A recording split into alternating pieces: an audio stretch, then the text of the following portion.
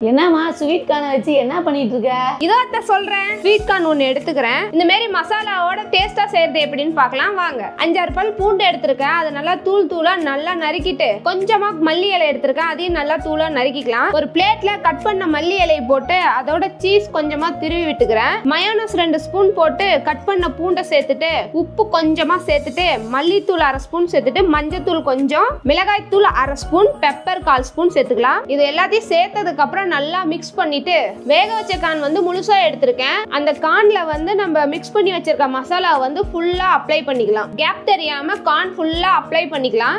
Apply பண்ணி முடிச்சதுக்கு அப்புறம் லாஸ்டா வந்து லெமனை கட் பண்ணி 1/2 லெமனை மட்டும் அழகா புழிஞ்சு விட்டுக்கிறேன். மசாலா ஃபுல்லா அப்ளை பண்ணியாச்சு. பார்க்கவே டெம்ப்ட் ஆகுது. டேஸ்ட் பண்ணிட்டு சொல்றேன்.